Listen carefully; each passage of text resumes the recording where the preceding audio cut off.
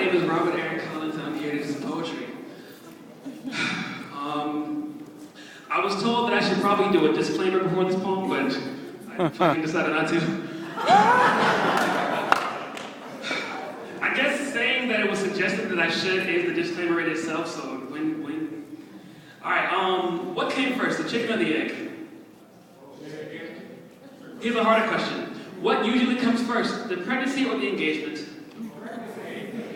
Don't answer that, it's obvious. This poem is called Family Values.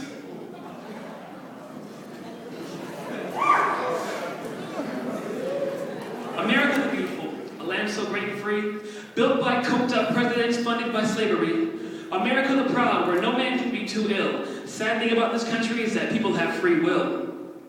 As an honest poet, it's my job to expose the hysteria, because there's certain things that seem to happen only in America. Only in America will a pregnant bride wear white. If this is a shotgun wedding, don't even give me the invite. What you don't know is that he regrets what he did. He's only going to marry you because you're about to have a kid.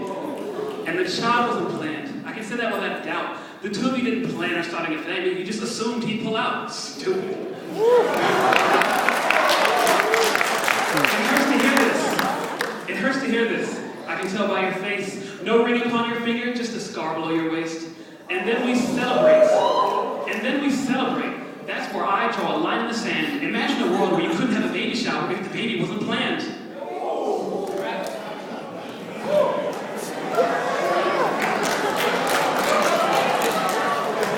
Every 3 years, another rapper gets locked up. And every year and a half, someone I know gets knocked up. At first, she denies it, like she's lost her mind. No, you're not pregnant. Your period's on CP time.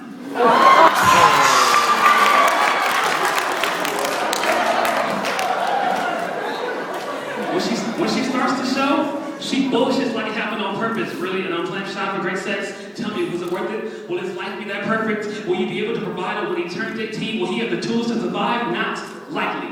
Because from what I see, it looks like he's about to be raised by TV, where your mom stays at home and she is not your friend because she's pissed you continue the same cycle that she herself began. So how does it happen? Let's start the debate. What seems to stimulate this high divorce rate? You know what it is? People don't like to wait. People aren't patient enough. Let me rephrase that. People are too stupid to build a real connection. They just get who they can get and then don't use protection. Sleazy guy meets a girl at a party. Doesn't matter her occupation, because the shorter the dress, the shorter the conversation. People don't respect marriage. Commitments is a thing of the past. That's why 50% of marriages these days don't last.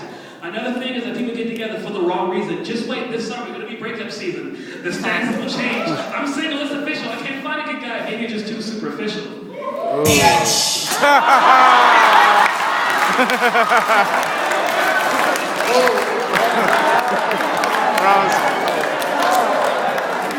I see you, Rob.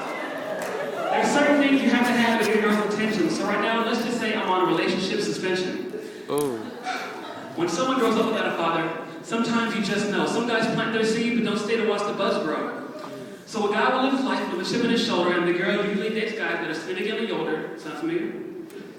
You can have a girl who's 21, dating a guy in his 30s. Yes, they take cute pictures, but then the camera gets dirty. It's just simple infatuation. The girl's just sprung. It's only a certain kind of guy who wants a girl that young.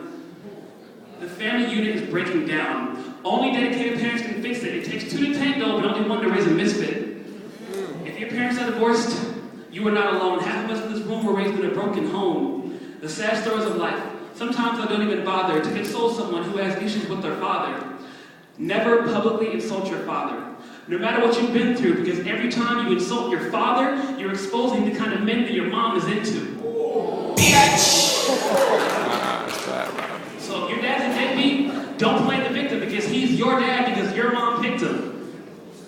And it works the same way. Don't insult your mother. When you insult one parent, you're insulting the judgment of the other. When I write, my goal is to leave a long-lasting impression. I want everyone to leave the room having learned a few lessons. The hard truths of reality. But either way, sit back. I'm not trying to make friends. I'd much rather make an impact.